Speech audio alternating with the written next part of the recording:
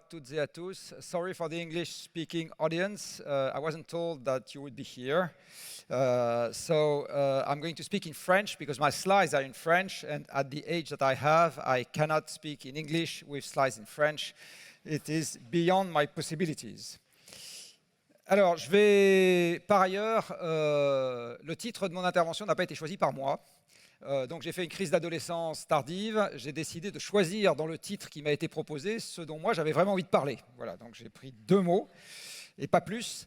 Je vais vous parler un petit peu de limites planétaires, parce que en fait vous allez vous rendre compte que la question qui est posée, c'est-à-dire comment est-ce qu'on fait pour en gros trouver le monde merveilleux, le monde dans lequel on s'accommode des limites et puis ça ne nous empêche pas de mettre à exécution n'importe quel projet que nous pourrions avoir.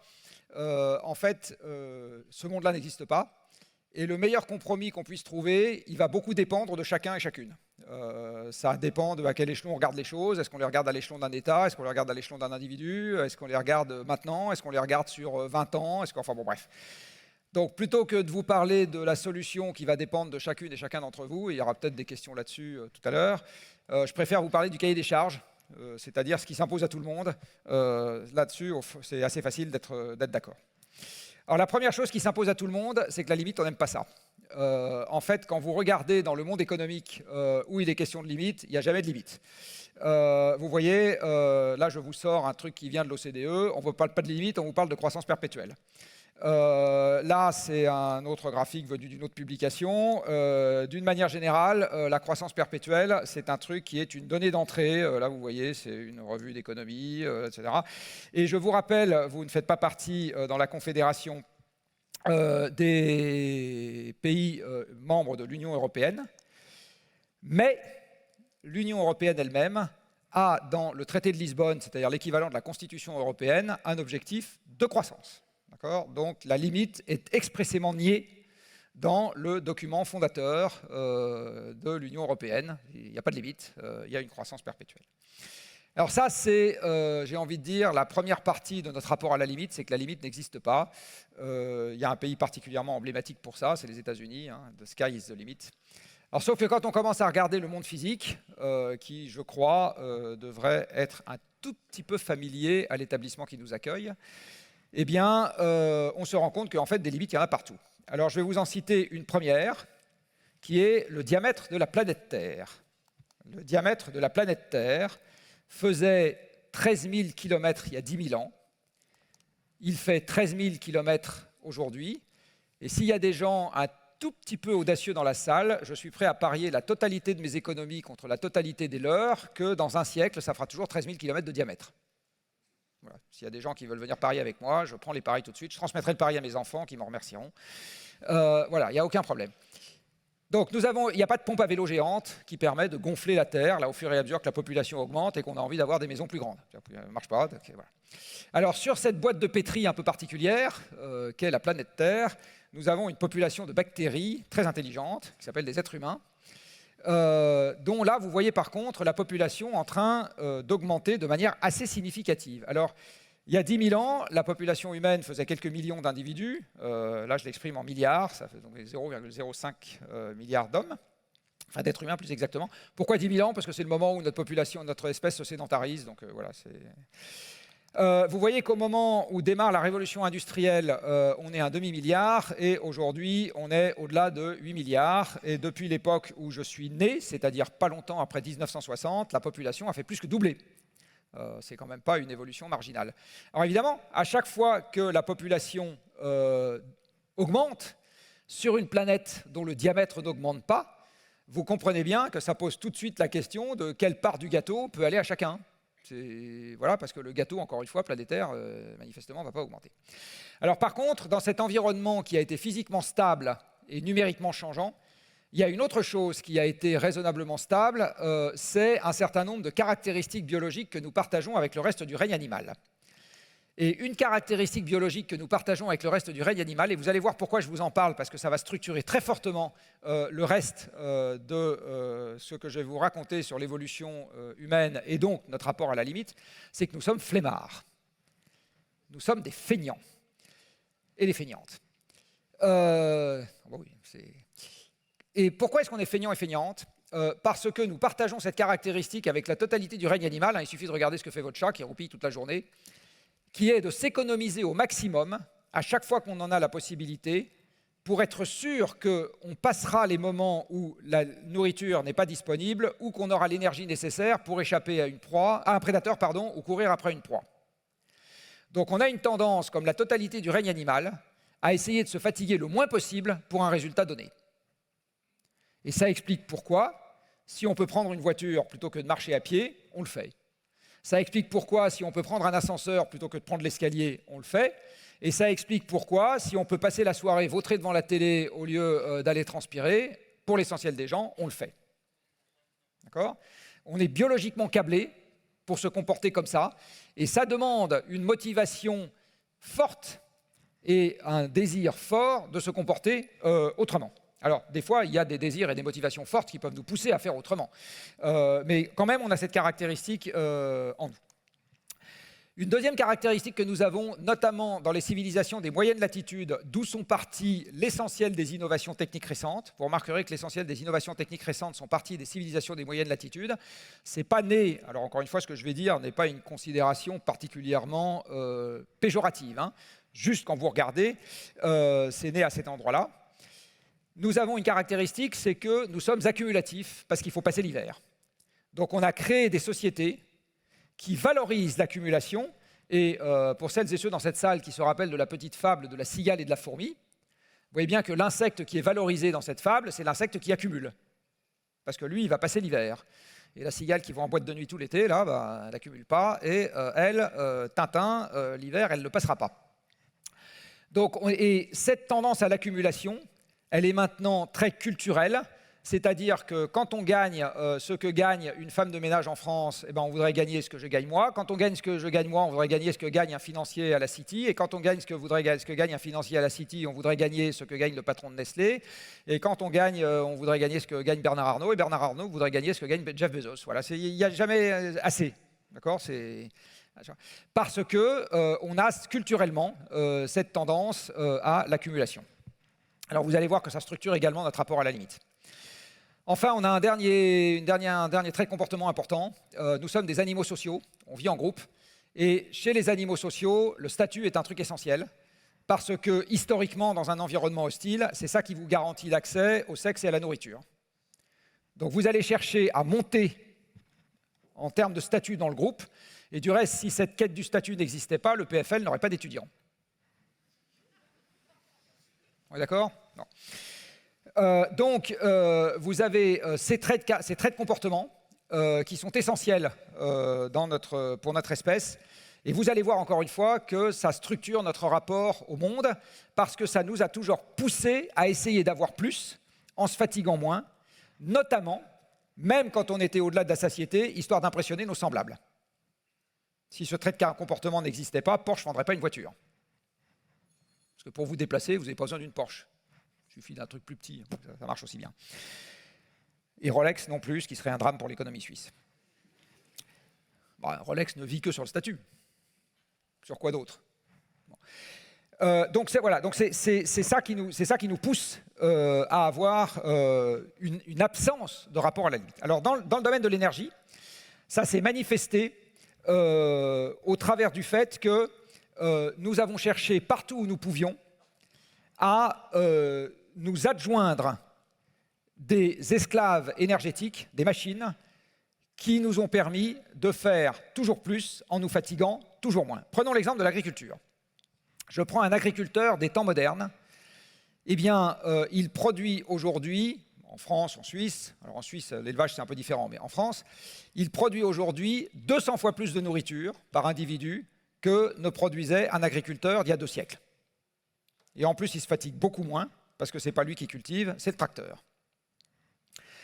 On a fait ça grâce à l'énergie, qui nous permet d'avoir des machines très puissantes. Donc là, je vous donne l'exemple d'un tracteur. Quand vous regardez la puissance mécanique d'un tracteur, là en plus c'est un petit tracteur, 60 kW, eh bien vous vous rendez compte qu'il a la même puissance, il développe la même puissance que quelques centaines de paires de jambes. Si vous prenez un cycliste qui monte 4000 mètres de dénivelé dans la journée, ce qui est déjà pas mal. Bon, c'est pas le grand raid, mais quand même, c'est déjà pas mal. et qui fait ça en 10 heures, eh bien vous vous rendez compte que mon cycliste, il aura développé une puissance moyenne de 100 watts avec ses jambes sur une journée de 10 heures. C'est ça qu'il aura développé. C'est pas beaucoup, hein, 100 watts. Hein. Et donc un tracteur de 60 kW, ben, vous voyez, il est aussi puissant que 600 paires de jambes. Donc dans l'agriculture, on peut produire plus en se fatiguant moins, en ayant recours aux machines, en ayant recours par exemple aussi aux moissonneuses-batteuses, en ayant recours aux usines d'engrais, en ayant recours aux navires de la marine marchande qui permettent à Louis Dreyfus de vous fournir en café, en chocolat et autres denrées qui ne poussent pas ici. On a également des camions, par exemple, qui sont des auxiliaires indispensables de l'économie aujourd'hui. Il n'y a pas une entreprise dans cette salle qui ne puisse faire l'économie d'un camion. Pas une. Pour recevoir des marchandises, même si vous êtes une activité de service, à un moment, vous recevez un ordinateur, vous recevez une prise électrique, vous recevez un bureau, etc. Tout ça sera transité par un camion. Et vous voyez, grâce au camion, on peut transporter beaucoup plus en se fatiguant beaucoup moins qu'avec les charrettes à bras, voire avec les charrettes à bœufs. Donc, d'une manière générale, toutes les machines industrielles, on les a mises au profit de cette pulsion que nous avons, qui consiste à essayer d'en avoir beaucoup plus en se fatiguant beaucoup moins. Et il n'y a pas de limite. C'est-à-dire que si on était en capacité tous de pouvoir acheter un jet privé, la moitié de la salle le ferait. Plutôt que d'aller se tasser dans un aéroport et de se mélanger avec les autres personnes qui sentent mauvais sous les bras et qui ont des trop grosses valises. Tout le monde le ferait. Bon. Donc, le point essentiel, encore une fois, c'est que j'insiste, on est câblé, c'est ça le problème qu'on a, pour ne pas avoir de limites. Et donc, partout où on a pu prendre plus d'espace, on l'a fait.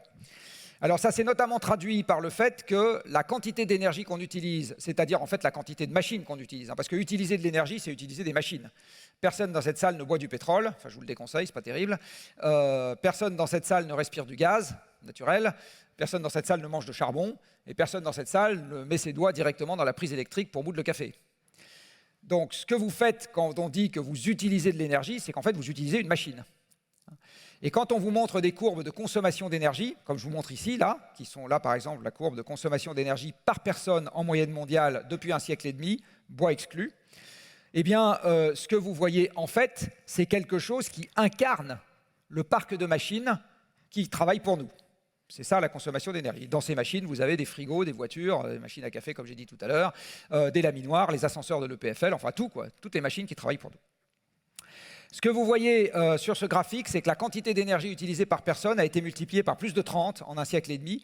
Et en fait, quand vous comprenez que l'efficacité des machines, grâce aux ingénieurs de l'EPFL et marginalement d'ailleurs, a été multipliée sur la même période par un facteur 10 à 20, c'est une autre manière de dire qu'en l'espace d'un siècle et demi, on s'est, sur Terre, en moyenne, mis à avoir l'équivalent de quelques centaines d'esclaves qui travaillent pour nous.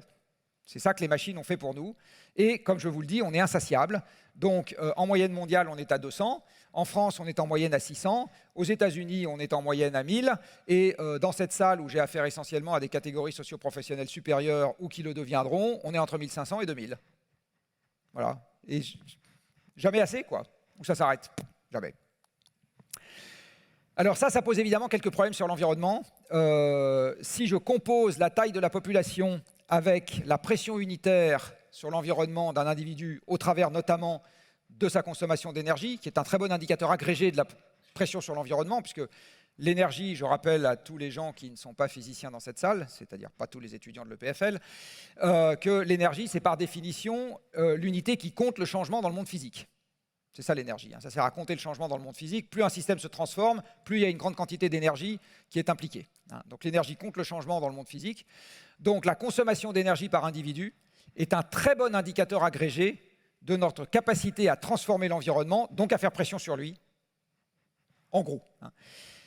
Et donc la courbe que je vous montre là, elle donne une bonne indication de l'indicateur agrégé de l'humanité, enfin de la pression de l'humanité sur l'environnement. Et bien évidemment, ce qu'on a aujourd'hui, c'est un problème de taille de boîte. Notre Terre fait toujours 13 000 km de diamètre. Et la pression a augmenté, comme montré sur ce graphique. Donc vous comprenez bien que ce qui n'était pas un problème à une époque est en train de le devenir de façon massive. Alors, ce que je vous dis sur l'énergie, ça vaut sur toutes les autres pressions. En gros, le cycle de l'azote, l'acidification, la déforestation, etc. Enfin, vous voyez, quelle que soit la nuisance que vous regardez, en gros, ça évolue dans le mauvais sens.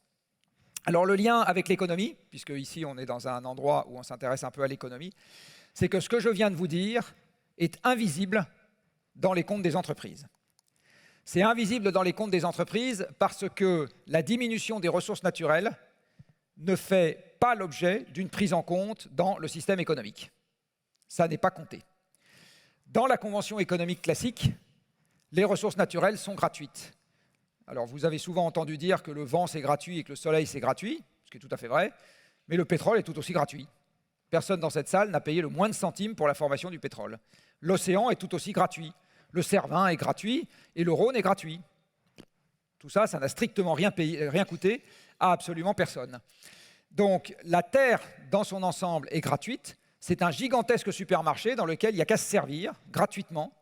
Et tout ce qu'on va payer dans le monde économique, c'est des revenus humains, c'est-à-dire des salaires et des rentes, qui correspondent au temps que nous investissons et à la propriété dont nous nous défaisons, ou pas. Mais tout ça, c'est des revenus humains qui vont des ressources naturelles qui sont gratuites jusqu'à l'objet final ou au service final qui lui est payant. Donc quand vous achetez un verre, par exemple, vous n'achetez pas les atomes du verre. Les atomes du verre ont été créés par la première génération d'étoiles avant le Soleil, par fusion successive, disséminés dans l'espace, mis dans la Terre quand elle s'est formée autour du Soleil, et un jour, nous, on s'en sert pour faire un verre. D'accord ? Mais ces atomes-là, vous ne les avez pas payés, moi non plus du reste.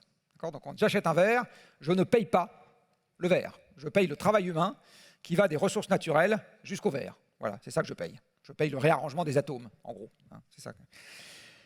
Et donc, quand je diminue les stocks de minerais de cuivre, de poissons, de forêts, de pétrole ou de ce qu'on veut, ça ne coûte strictement rien à l'économie puisque ces stocks sont gratuits.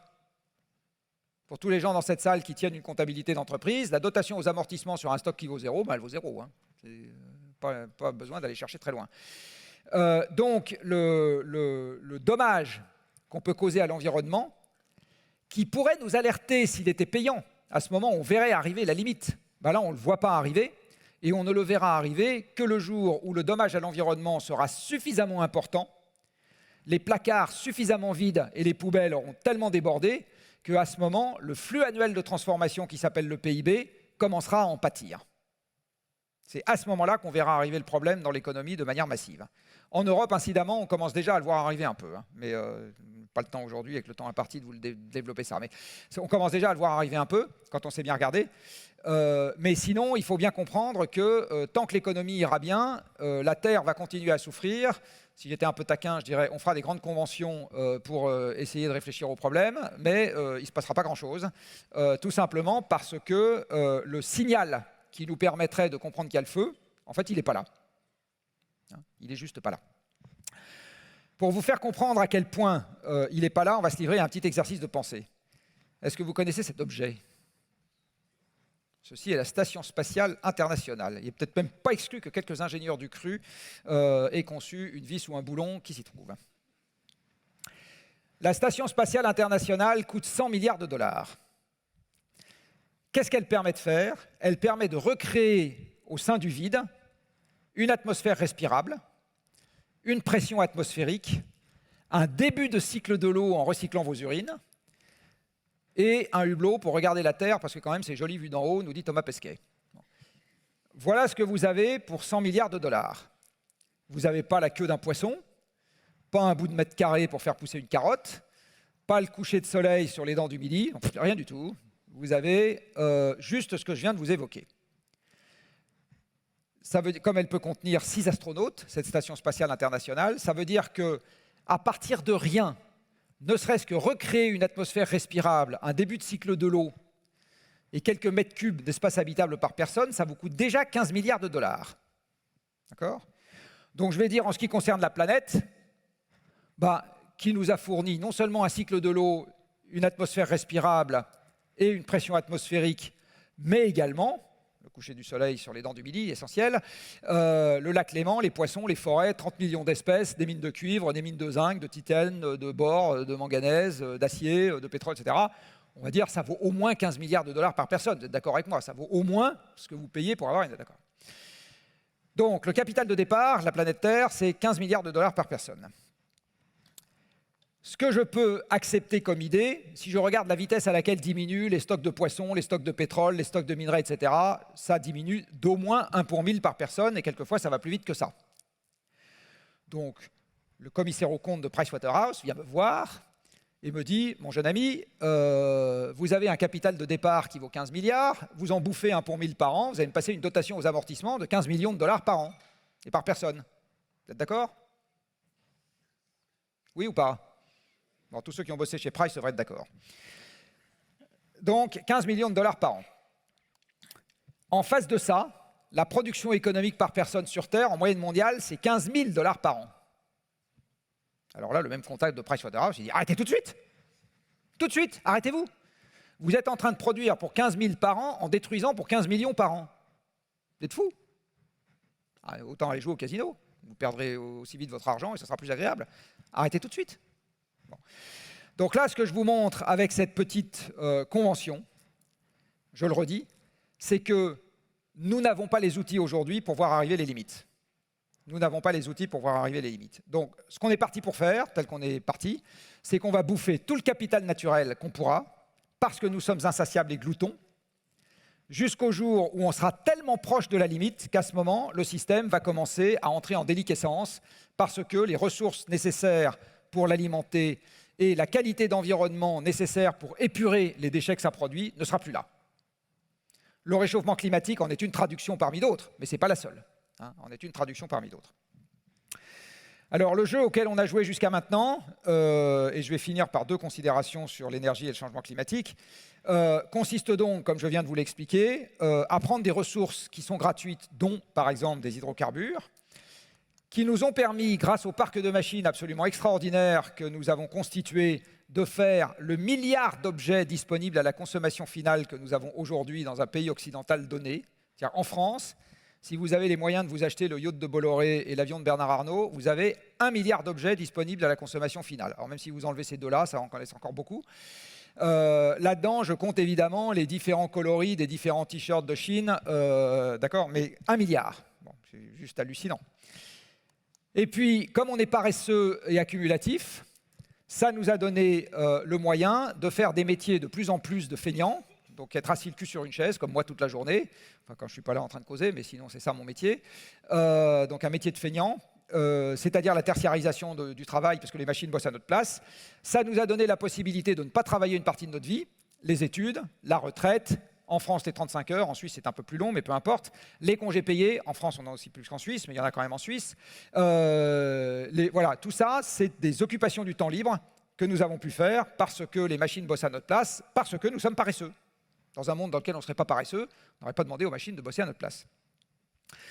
Et quand vous regardez bien, ça a également engendré la tertiarisation, l'urbanisation de la population mondiale, etc. Enfin bref, tout un tas de trucs. La médecine moderne également.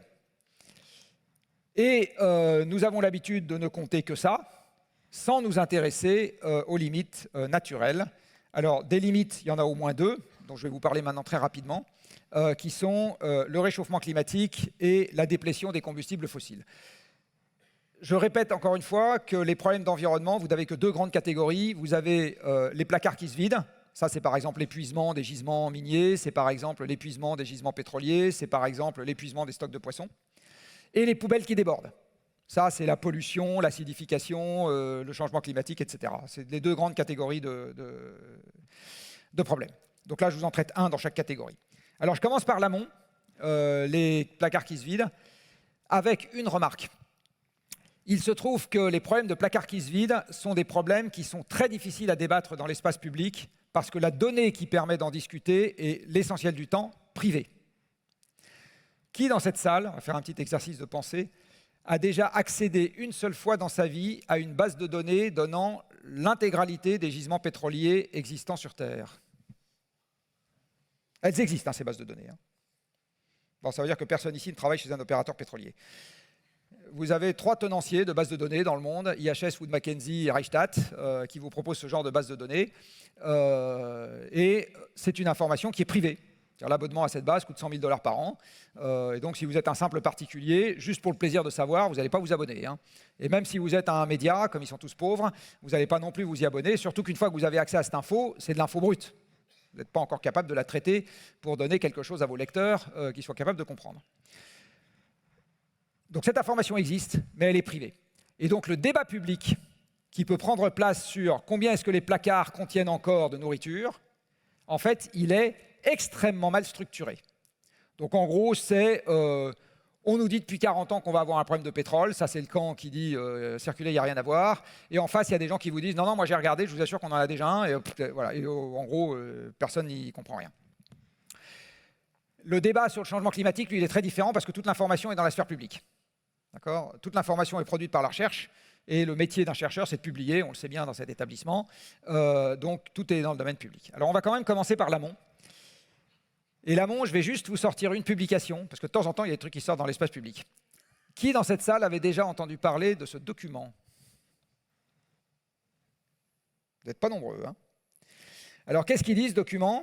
J'ai compté d'entre 10 et 15 mains, en espérant que personne n'ait triché en levant les deux.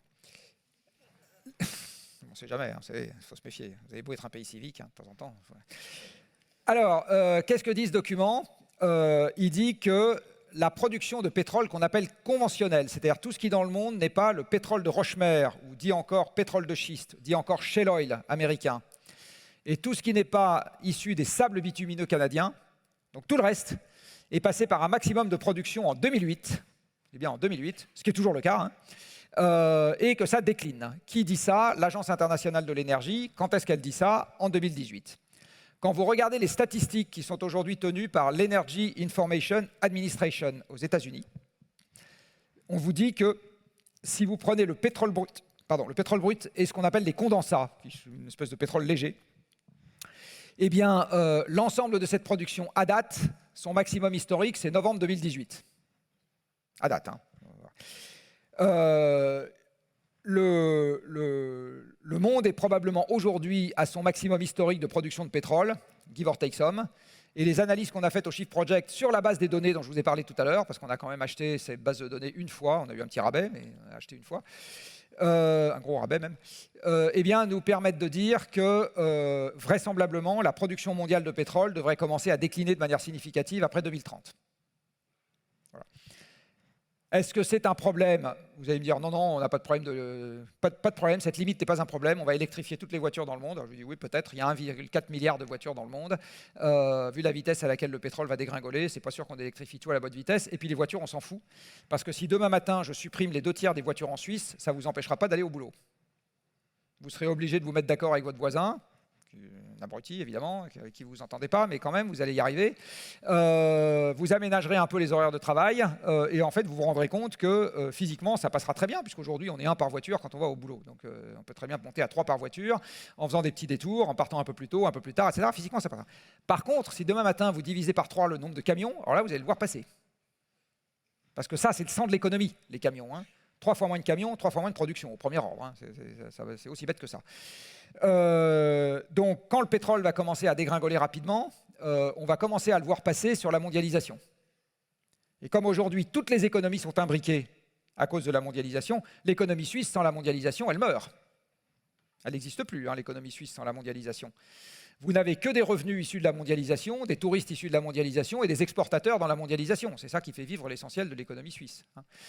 Et des financiers qui profitent de la mondialisation et des négociants à Genève qui profitent de la mondialisation, etc. Enfin, toute l'économie suisse est totalement tributaire de la mondialisation. Sans la mondialisation, vous ne pouvez pas relocaliser l'économie suisse et la garder de la même taille.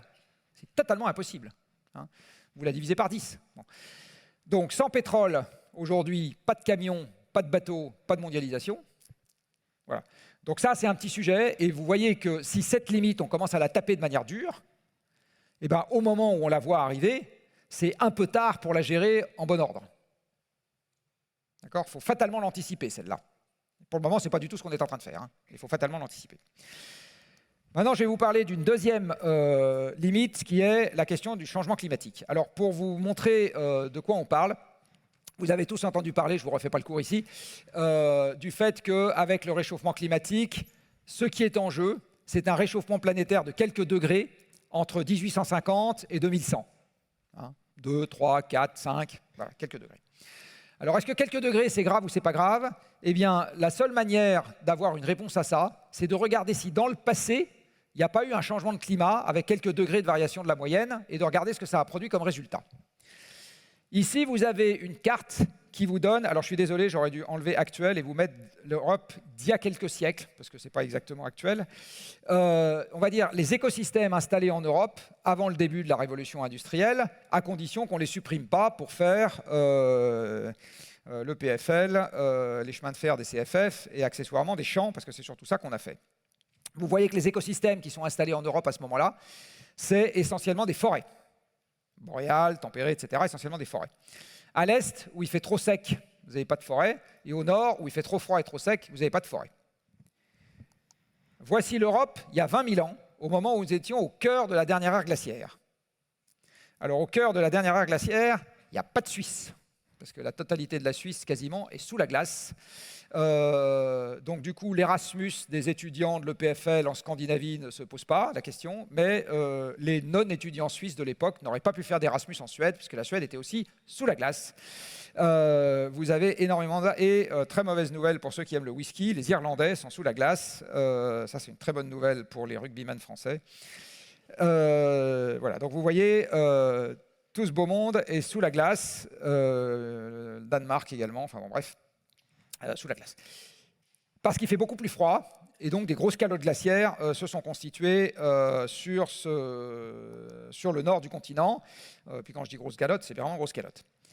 Il y a également une grosse calotte qui s'est constituée sur le Canada, une grosse calotte qui s'est constituée sur le nord de la Russie. Toutes ces calottes ont besoin d'eau pour se constituer. Où a-t-on pris l'eau? Dans l'océan. Le niveau de l'océan a baissé de 120 mètres. Donc, il n'y a pas les frères Bourgnon, voilà, il n'y a pas de Manche sur laquelle naviguer, c'est pas possible. On peut même pas faire le bol d'or, puisque la Clément est sous la glace. C'est vraiment un monde pas terrible. Donc, l'océan est plus bas de 120 mètres. Et ce que vous voyez, c'est que le climat étant beaucoup plus froid, il est beaucoup plus sec, puisque dans un monde plus froid, il y a moins de précipitations. Et les écosystèmes que vous avez à l'époque en Europe ressemblent à ce que vous avez aujourd'hui au nord de la Sibérie, de la steppe. Et dans cet univers-là, dans ce monde-là, la population française totale est celle d'un petit canton suisse. 100 000 habitants.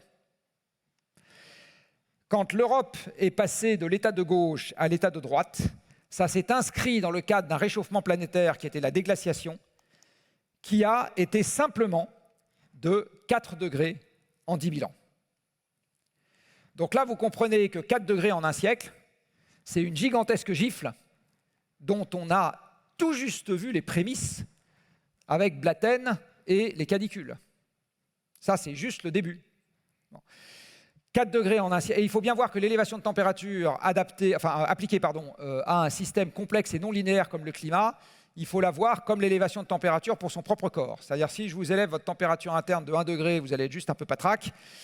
Si je vous élève votre température interne de 5 degrés, vous n'êtes pas 5 fois patraque, vous êtes mort. Eh bien, en ce qui concerne le climat, c'est exactement pareil. Il ne faut pas voir une élévation de température de 4 degrés comme 4 fois plus grave que 1 degré. C'est peut-être 500 fois plus grave que 1 degré, 1000 fois plus grave. On ne sait pas. C'est une expérience inédite. Vous savez, quand on fait une expérience inédite, les physiciens et les biologistes peuvent vous dire un certain nombre de trucs, grosses mailles, grandes lignes à l'avance. La réalité, c'est qu'il y a des tas de trucs qu'on ne va pas voir venir. Qui aurait vu venir il y a 1 an que le réchauffement climatique allait assécher le canal du Panama et diviser par 2 les éclusages sur une route qui fait 8% du commerce mondial? Après coup, on vous dit oui, c'est logique. Avant coup, on ne sait pas. Bon. Donc il faut bien avoir en tête qu'une bonne partie des conséquences, on ne les verra pas venir. Et si on joue à cette expérience jusqu'au bout, ce qui va se passer, c'est un peu comme quand vous descendez un escalier en étant bourré avec des marches de plus en plus hautes. Vous trébuchez de plus en plus souvent, vous faites de plus en plus mal. Il n'y a pas vraiment de fin. À un moment, il faut juste se réveiller. Et à ce moment-là, on ne pourra pas remettre le système en l'état. En fait, la seule garantie qu'on aura à ce moment-là, c'est que ça sera pire derrière, parce qu'il y a plein de conséquences qui ont une inertie très forte et qui s'amplifient alors même qu'on arrête d'émettre ou on commence à baisser les émissions. Là, c'est pareil, c'est une limite dont on ne tient absolument pas compte aujourd'hui.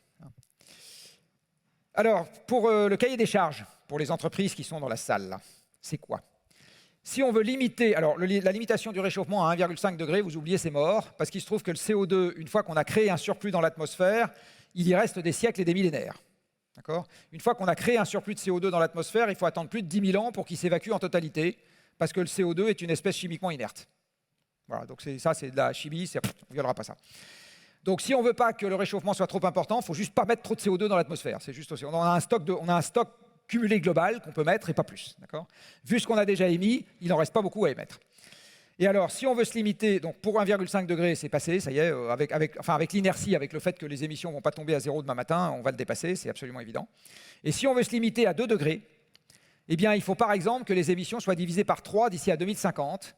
Alors, tous les gens qui sont dans cette salle et qui savent faire la racine 25e, puisqu'il reste 25 ans d'ici à 2050, la racine 25e d'une division par 3, je suis sûr que vous savez tous faire ça. Vous pouvez demander à Excel de le faire, il le fera très bien pour vous. La réponse, c'est qu'il faut baisser les émissions de 5% par an. Alors 5%, vous avez une année où on a perdu 5% dans les émissions mondiales, c'est l'année du Covid. Vous avez une autre année où on a perdu 5% dans les émissions mondiales, c'est 1945, quand on a éradiqué instantanément l'appareil industriel de l'Allemagne et du Japon. Voilà 2 années où on a fait moins 5%. Il faudrait faire ça tous les ans, à partir de maintenant, si on veut tenir les 2 degrés. Voilà, c'est ça votre cahier des charges, c'est ça mon cahier des charges, citoyen, chef d'entreprise, si vous voulez contribuer à l'objectif planétaire du respect des 2 degrés. C'est une sacrée limite. Et alors, si je peux encore prendre 2 minutes, je vais vous sortir maintenant une petite règle de 3 pour vous montrer que ça ne va pas être simple. Ma règle de 3, elle commence avec une égalité qui est que les émissions planétaires de CO2 sont égales à elles-mêmes. Ensuite, je vais multiplier et diviser par la quantité d'énergie qu'on utilise sur Terre. Je vais multiplier et diviser par la production économique mondiale. Et je multiplie et je divise par la population. Alors pourquoi j'ai fait ça? Parce que c'est une façon d'écrire que les émissions de CO2, c'est le produit de 4 termes, qui sont le contenu en gaz carbonique de l'énergie. Ça, c'est un sujet pour le PFL. Faire plus d'éoliennes, faire plus de panneaux solaires, faire plus de centrales nucléaires, faire plus de barrages hydroélectriques, faire plus de... etc. D'accord? C'est un truc d'ingénieur, très bien. L'intensité énergétique de l'économie. Combien j'ai besoin de litres d'essence pour faire avancer une tonne de voiture, combien j'ai besoin de kilowattheures d'électricité pour emboutir une brame d'acier, etc. Toujours un truc d'ingénieur, très bien. Fois la production par personne, là c'est déjà un peu... fois la population. Et là on dit, il faut diviser ça par 3 d'ici à 2050. Alors vous savez, dans une égalité, si à gauche vous divisez par 3, à droite vous devez diviser par 3. Oui? Ça s'appelle une règle de 3. On a pensé à l'école. Question, alors une option 1, c'est de diviser la population par 3. C'est une façon de respecter la limite. Bah oui, c'est une façon de respecter la limite. Des gens qui vous disent qu'ils sont pour, il n'y en a quand même pas beaucoup. Et puis en plus, ils ne sont pas toujours très fréquentables. Donc si on se dit qu'on va regarder l'évolution spontanée de la population, sauf problème de disette alimentaire et pandémie, qu'on ne peut jamais exclure, parce qu'il y a des tas de virologues qui vous disent le prochain Covid, il sera beaucoup plus létal, tout en ayant, etc. Bon, moi, j'en sais rien. Eh bien, la population, elle reste à quelques milliards et elle augmente même un peu d'ici 2050. Là, on a le totem aujourd'hui, la vache sacrée, le tabou, etc. Pas touche. Du reste, les gens qui organisent cette conférence, je ne pense pas qu'ils vous disent on va organiser une grande conférence pour faire baisser le PIB suisse. Je ne dis pas que c'est bien ou mal, je dis juste que ce n'est pas ça qu'ils font. En fait, tous les économistes de la planète, autant qu'ils sont, disent le PIB, sa vocation, c'est de croître indéfiniment, comme je vous l'ai montré tout à l'heure. Et là, c'est pareil, vous faites des petits intérêts composés et vous vous rendez compte qu'on se balade, allez, prenons 2% par an, moyenne mondiale, fois 1,7. Donc je fais fois 1,7 fois 1,2, alors que je devais diviser par 3.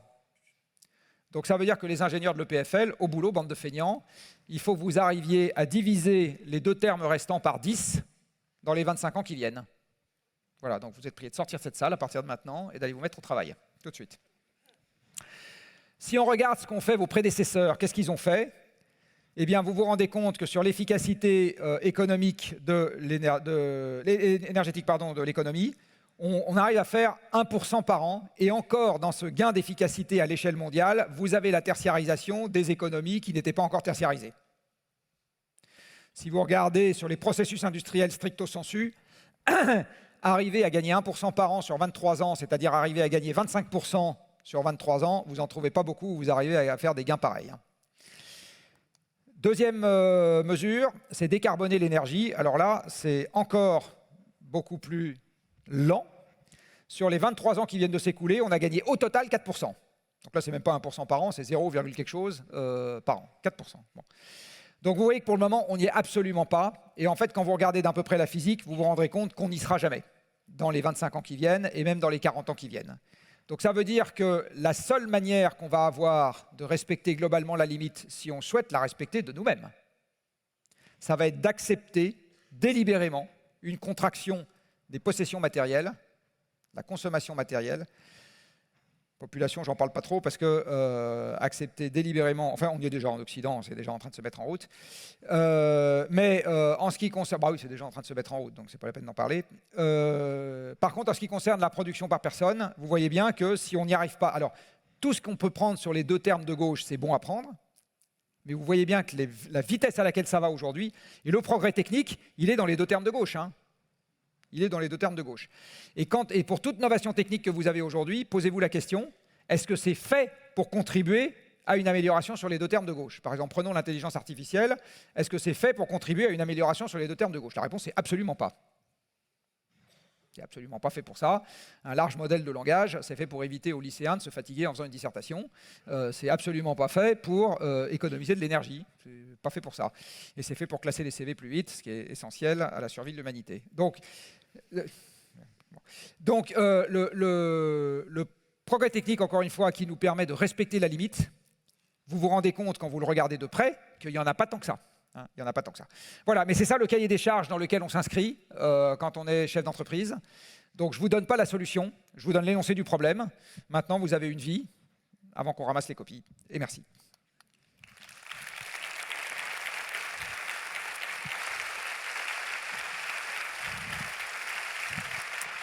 Merci.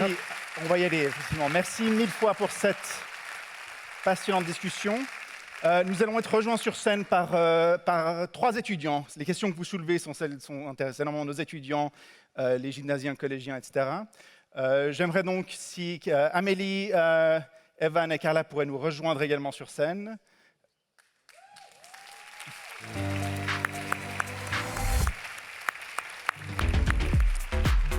Et je vous laisse prendre place. Au bout. Au milieu. Oui, bien sûr. Claire, pardon. Vas-y. Alors, je vais quand même prendre la liberté d'être l'hôte pour poser la première question. Et par rapport à ça, donc vous avez établi un peu un bilan d'une destination un peu angoissante. Vous avez donné un cahier de charges sur lequel travailler. Mais j'aimerais entendre vos vues sur les moyens d'action, et en particulier les moyens que disons, des politiciens, peut-être régionaux, ou des entreprises locales peuvent mettre en œuvre afin d'augmenter la résilience et peut-être d'éviter les scénarios catastrophes que vous articulez. Vous avez évoqué dans un journal récemment, par exemple, le changement du marché du travail, différents types d'emplois, etc. Donc, que peut faire le pouvoir public ou les entreprises dans la salle afin d'éviter les versions les plus noires des scénarios que vous avez évoqués? Alors d'abord, ce n'est pas sûr que chacun d'entre nous et chacune d'entre nous, si on se concentre sur ce problème, on va, à titre individuel, être en mesure d'éviter, par sa seule action, une évolution donnée du monde. Il y a un truc auquel il faut échapper dans cette affaire-là, que j'appelle le syndrome d'Atlas. Vous savez, Atlas, c'est le géant qui porte le monde sur ses épaules, et il ne faut jamais essayer de se mettre dans ce rôle-là, parce que de toute façon, personne ne peut y arriver. La première chose que doit faire n'importe qui a envie, il y a deux choses, qui a envie d'agir sur la question. Un, c'est d'y passer du temps. Parce que quand on est face à un problème nouveau, il n'y a pas d'autre manière de rentrer dans le problème que d'y passer du temps. Du reste, l'enseignement, qui est, je crois, la raison d'être de cet établissement, consiste à demander à ce que des gens passent du temps à appréhender des choses qui sont pour elles nouvelles, pour derrière être en mesure de mieux les maîtriser. C'est exactement ça que vous passez vos journées, normalement, si vous n'allez pas au bar du coin, quand vous seriez censé être en cours. Donc, c'est exactement, donc quelque part, face à ce problème nouveau, quel que soit son âge et quelle que soit sa fonction, on a un peu besoin de retourner à l'école, de se remettre dans la peau de l'étudiant ou de l'étudiante, c'est-à-dire de passer du temps à essayer de comprendre de quoi il retourne. Bon. Donc, c'est indispensable. Ensuite, une fois qu'on a passé du temps et donc on comprend à peu près ce que ça peut vouloir dire pour son organisation, à ce moment-là démarre la réflexion sur qu'est-ce que je peux y faire, est-ce que j'ai envie d'y faire quelque chose? Parce qu'il y a des gens, comprenez, quand vous êtes Vitol, c'est-à-dire le premier négociant mondial de produits pétroliers, basé à Zug, là, pas très loin, et qu'on vous dit c'est quoi votre business dans un monde décarboné, il va falloir vous creuser la cervelle un peu, quoi. Bon, il y aura toujours des trucs à négocier, mais enfin peut-être pas la même chose, peut-être pas en même quantité, et peut-être pas avec les mêmes primes de fin de mois, aux alentours de 15 millions de francs de Suisse, sur la prime de fin d'année, pardon. J'étais un peu trop généreux, pour tous les salariés. Donc, vous comprenez bien que tout le monde n'est pas gagnant ou perdant de la même manière face à ce problème-là. Mais la seule manière de rentrer dedans, c'est d'y passer du temps. Et alors, passer du temps, c'est compliqué et c'est dur parce que, comme vous n'avez et je n'ai que 24 heures par jour, et que votre temps de cervelle est déjà occupé, alors même si vous faites le ménage dans les réseaux sociaux et les heures que vous passez devant la télé, etc., il y a quand même beaucoup de choses déjà dans une cervelle, et en particulier une cervelle de dirigeant dans la journée, donc ça veut dire faire le ménage et accepter de passer moins de temps à autre chose. Donc ça peut vouloir dire qu'un préalable à passer du temps là-dessus, ça peut être par exemple le plus délégué pour un dirigeant sur d'autres tâches sur lesquelles il a déjà des collaborateurs et collaboratrices capables de faire. Bon, mais il y a une marche à franchir quelque part. Voilà.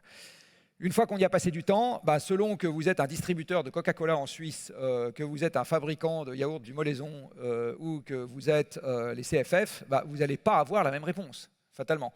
Donc, maintenant que je vous dise, une fois qu'on y a passé du temps, la réponse est toujours la même pour tout le monde, c'est ça. Ça serait une imposture et ça serait terriblement prétentieux et ça serait faux. Donc, voilà. Donc il faut y passer du temps. Et une fois qu'on y a passé du temps, à ce moment, en général, les gens étant pas complètement idiots, ils commencent à trouver des trucs, puis ils se mettent dans une dynamique. Et après, une chose en appelant une autre, voilà. Et la manière de rentrer dans le problème, c'est d'y passer du temps. Très bien. Merci beaucoup.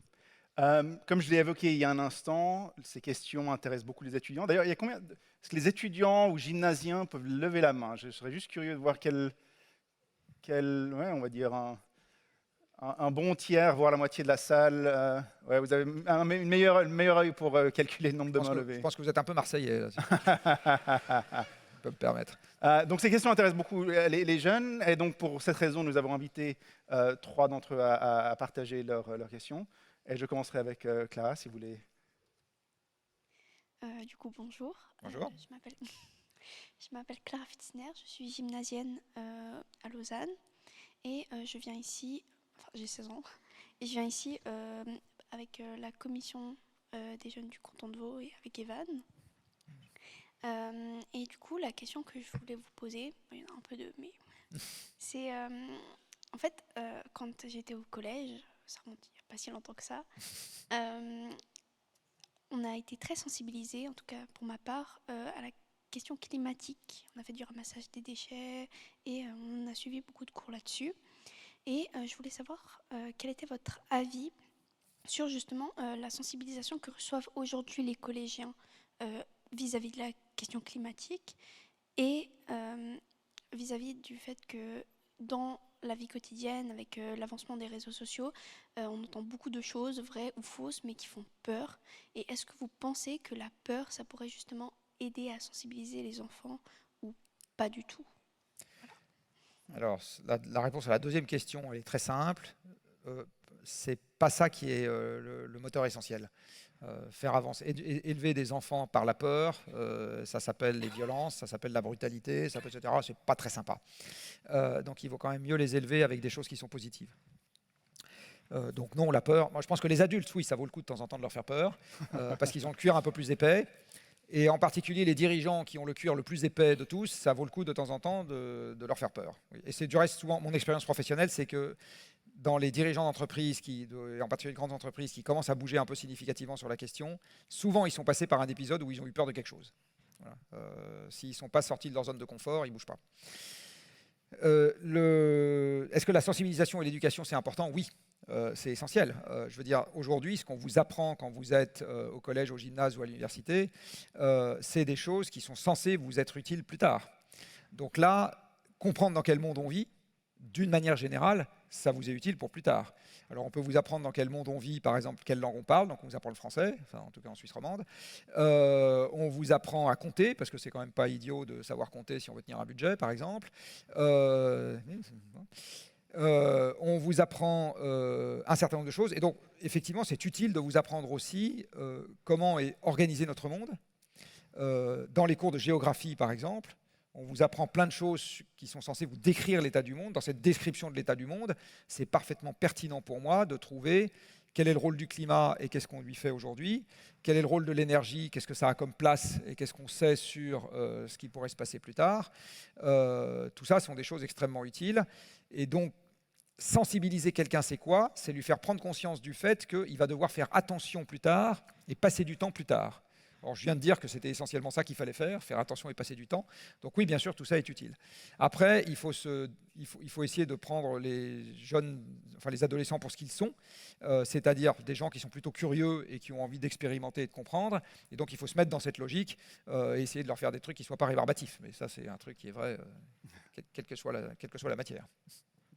Merci. Evan. Alors bonjour, je m'appelle Evan Steiner, j'ai 17 ans et je suis aussi gymnasien, membre aussi de la commission de jeunes du canton de Vaud. Et aujourd'hui, ma question pour vous, c'est est-ce que les actions individuelles comme trier ses déchets, moins prendre la voiture ou arrêter de prendre l'avion, elles ont vraiment un impact sur cette question de la durabilité, surtout par rapport aux grandes entreprises ou aux États? Et qu'est-ce qu'on pourrait faire de plus individuellement, personnellement à ce sujet selon vous? En fait, tout est mêlé, tout est lié.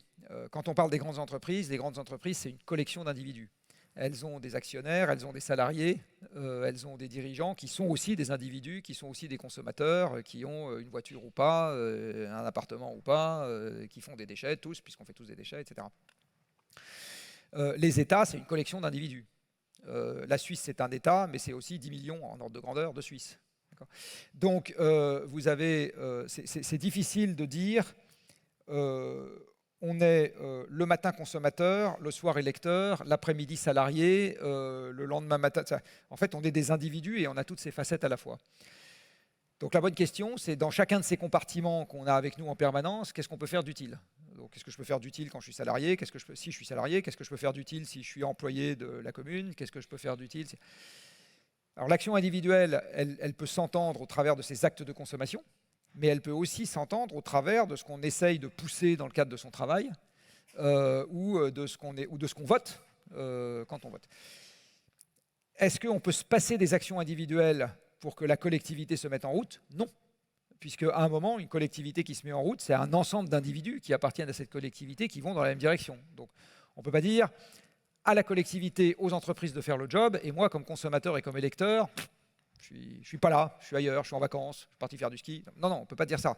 On est fatalement dans le mouvement et on est fatalement un peu déclencheur du mouvement. Je veux dire, à chaque fois qu'il y a une votation dans ce pays, tous les gens qui votent sont déclencheurs d'un mouvement. Donc, voilà, donc on peut pas dissocier, et j'incite tous les jeunes ici, si vous êtes comme en France, vous ne votez pas beaucoup, donc allez-y, hein, parce que c'est important. Donc les rôles ne peuvent pas être dissociés. Par ailleurs, il y a quelque chose qui est très important, je vous l'ai dit tout à l'heure, il faut éviter ce que j'appelle le syndrome d'Atlas, c'est-à-dire l'idée que par sa seule action, on va sauver le monde. Alors Superman est capable de faire ça, Atlas, oui, mais vous et moi, non, on ne sait pas faire ça. Donc la question qu'il faut se poser, c'est est-ce que ça fait sens pour moi de faire quelque chose parce que je pense que je me sentirais mieux si je suis allé dans le mouvement d'un truc qui, encore une fois, a de la valeur à mes yeux.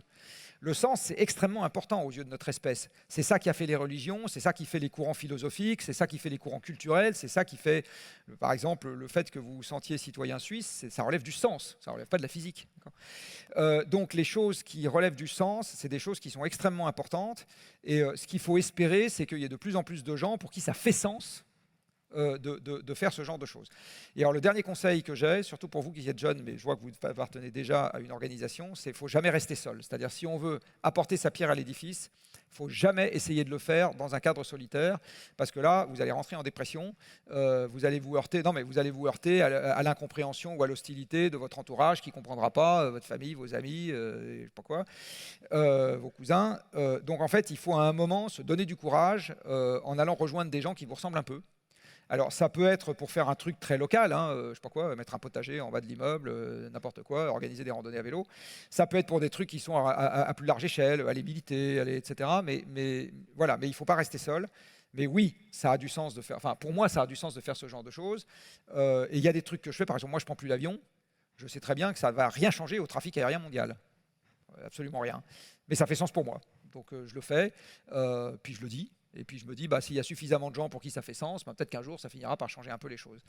Mais voilà, donc oui, l'action individuelle a du sens. Elle a du sens à plusieurs étages. Moi, j'ai changé de métier. C'est aussi une action individuelle. C'est pareil, ça n'a pas sauvé la planète. Ça fait sens pour moi. Bon. Et au bout du bout, bah, l'humanité, ça n'est qu'une collection d'individus. Hein. Merci beaucoup. Last but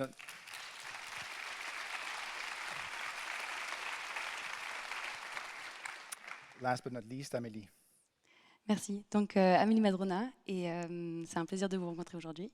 Et j'aimerais vous partager le fait que j'ai découvert un mot récemment, qui est celui de la protopie, qui, contrairement à l'utopie, décrit un avenir meilleur sans qu'il ait besoin d'être parfait. Et donc, aujourd'hui, j'aimerais vous demander de nous peindre un tableau du bien-être humain dans un monde post-croissance ou alors sans pétrole. Alors, sans pétrole, je pense que l'humanité mourra en utilisant toujours un peu de pétrole. Mais idéalement, pas trop. Je pense que l'essentiel du travail, alors pendant très longtemps, j'ai fait moi-même l'ingénieur. C'est-à-dire que, bon, je ne suis pas issu de l'EPFL, j'ai fait moins bien, mais peu importe. Donc pendant très longtemps, je me suis dit, la solution au problème, c'est de faire des voitures électriques, des centrales nucléaires, des tracteurs électriques, etc. Et puis, à un moment, je me suis rendu compte qu'on allait buter sur le fait que ça irait jamais assez vite pour être capable de régler le problème. Et puis, de toute façon, ça n'allait pas régler tous les problèmes. Si demain matin, l'autre jour, j'avais un débat, si demain matin, on trouvait une énergie décarbonée infinie, ça serait une absolue catastrophe pour notre planète. Parce que si vous avez une énergie infinie, même si elle est décarbonée, vous êtes capable de supprimer le Cervin parce que la vue vous déplaît et que vous avez envie de voir un peu plus loin derrière, le lac Majeur. Avec l'énergie infinie, vous êtes capable de modifier infiniment l'environnement, ça serait une absolue catastrophe. Donc, il ne faut surtout pas avoir ça. Et en fait, je me suis dit, il y avait quelque chose, il y a quelque chose dans qui est de l'ordre de la sobriété, même si j'aime pas beaucoup ce mot. Et ça, c'est un combat culturel. Donc, c'est pas un combat technique. C'est comment est-ce qu'on arrive à lutter contre cette pulsion biologique que nous avons en nous, qui est de n'en avoir jamais assez. Est-ce qu'on arrive à gérer une forme de restriction heureuse et consentie ou pas? Et donc, un monde heureux, c'est un monde qui accepterait sans regret d'avoir troqué moins de consommation matérielle pour plus de sérénité, plus de confiance à l'avenir, plus de paix, parce que vous appartenez, même moi j'appartiens à une génération qui n'a jamais connu la guerre sur son sol. Mais la génération de mes parents a connu la guerre sur son sol, et vous avez plein de gens dans le monde qui ont connu ça. Donc comme on n'a pas connu ça, la guerre, depuis longtemps, on en oublie la valeur de la paix. Mais c'est essentiel. Je veux dire, qui ici a envie de vivre dans un pays en guerre? Qui ici est désireux d'aller habiter dans une ville ukrainienne bombardée tous les jours? Pas sûr qu'il y ait beaucoup de candidats. Bon. Donc la question, c'est est-ce qu'on arriverait à troquer quelque part une partie de nos voitures? Déjà, on pourrait en avoir des plus petites, ce serait pas beaucoup plus malheureux, etc. Tout ça pour un monde dans lequel on se sent collectivement plus en sécurité, collectivement plus rassuré, et collectivement plus libre quelque part, parce que on est moins soucieux. C'est une autre forme de liberté de l'avenir. Voilà. Donc là, le monde heureux post-croissance, entre guillemets, c'est pas du tout le retour à l'âge des cavernes, parce que je pense qu'on a quand même les moyens de garder l'eau chaude, un habitat à peu près chaud l'hiver et à peu près frais l'été. Enfin, frais l'été, ça va devenir de plus en plus dur, mais etc. Et de quoi manger. La question, c'est est-ce qu'on arrive à voir le bonheur dans un certain nombre d'éléments collectifs qui aujourd'hui ne nous intéressent pas assez. Voilà, sans verser dans l'idéologie communiste, etc. C'est ça un peu la question. Voilà, et c'est une question ouverte pour moi. Je ne suis pas sûr que je mourrai en ayant la réponse, mais c'est une question ouverte et je pense que c'est un des défis du siècle.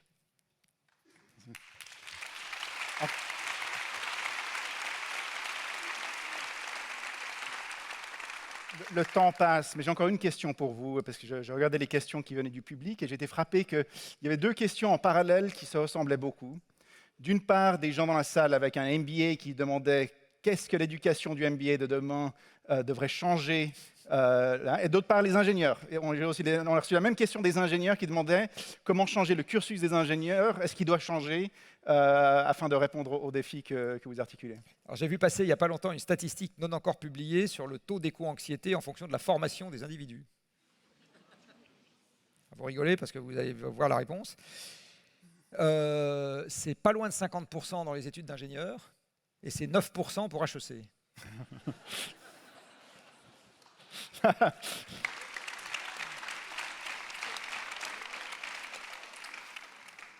Donc si je suis un peu taquin, bah, faut supprimer 90% des gens qui font HEC si on veut. Si je suis un peu moins taquin, mais pas beaucoup moins, depuis quand est-ce que les MBA se développent? Depuis que l'économie se mondialise. Quels sont les emplois des gens qui vont faire un MBA? C'est comme moi du reste, hein, donc c'est pas en train de, puisque moi je suis un aussi, c'est des supplétifs de la mondialisation.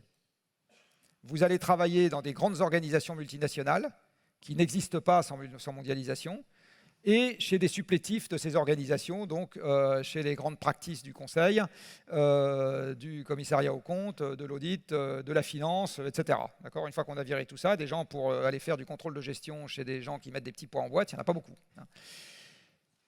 Que deviennent tous ces métiers dans un monde qui se décarbone? Eh bien, dans un monde qui se décarbone, vous allez ralentir les flux, simplifier le monde, diminuer la quantité d'organisations à large échelle que nous avons, et donc vous aurez moins besoin de ce genre de personnes. Par ailleurs, je vais continuer à être un peu taquin, quand vous regardez l'utilité sociale des métiers de la finance, dans ce que fait une banque, il y a 10 à 20% de son activité, dans les 20% à 30% qui sert la collectivité et 70% qui sert elle-même. Toutes les activités de marché, spéculation pour compte propre, etc. Il suffit de regarder à quoi ressemble le bilan d'une banque. Hein. Les engagements, les contreparties qui sont les crédits aux entreprises et aux particuliers, ça fait toujours moins de la moitié du bilan. Et tout le reste, c'est des engagements pour compte propre. Bon, ça veut dire qu'en gros, les financiers, la moitié de leur activité consiste à se servir eux-mêmes. C'est la raison pour laquelle ils sont si bien payés. Est-ce que tout ça est utile à la collectivité? Pas nécessairement. Est-ce qu'on en a besoin dans un monde qui se décarbone? Non, puisqu'on va ralentir les flux. Et dans un monde qui devient moins complexe, de toute façon, les arbitrages spéculatifs qui vous permettent de gagner de l'argent, il y en a moins. Donc, la réponse, c'est, je suis désolé d'être un peu cash, mais puisqu'on m'a posé la question, la réponse, c'est, en fait, en toute bonne logique, on a besoin de moins de gens comme ça dans un monde qui se décarbone. Alors que des ingénieurs, on en aura toujours besoin, mais pas que des ingénieurs. On aura besoin de plus en plus de gens qui ont un contenu technique pratique à proposer. Donc là-dedans, vous avez aussi des conducteurs de train, vous avez aussi des agriculteurs, vous avez aussi, il n'y a pas que les ingénieurs dans cette histoire. Hein. Les ingénieurs, c'est un petit bout des gens qui ont des compétences techniques. Enfin, je veux dire, un agriculteur, il a des tas de compétences techniques. C'est pas des tas de trucs que je suis incapable d'apprendre, de faire. Donc, c'est ça. Je pense que on va aller vers ça. Et des gens qui sont juste des gestionnaires de la complexité, eh bien, dans un monde qui se décarbone, on devrait, en toute bonne logique, en avoir moins besoin. Donc, qu'est-ce qu'on peut faire dans le cursus de ces gens-là? Des petites choses à la marge, mais surtout réorienter les proportions respectives des cursus. Voilà. Or, quand vous regardez les 20 dernières années, les MBA ont considérablement plus augmenté que les cursus d'ingénieurs. Voilà. Mais ceci allant avec cela, c'est la mondialisation. Excellent.